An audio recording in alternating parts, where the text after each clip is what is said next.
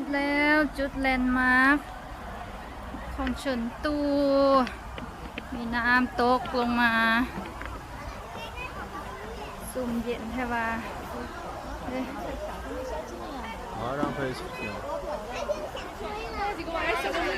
สวนทั้งค่ะนี่ก็งามสวยงามแล้วเดี๋ยวเขาสิย่างไปทางข้างอีกเรื่องหนึ่งด้านนั้นจะเป็นห้าง Global Center แล้วใต้ดินตัวนี้ลงไปนี่นะก็เป็นช็อปแบรนด์เนมต่าง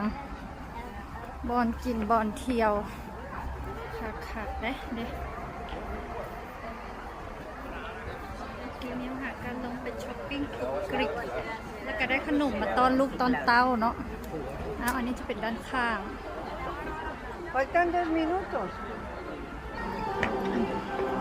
เขาจะตั้งใจใส่ไฟให้แจ้งๆ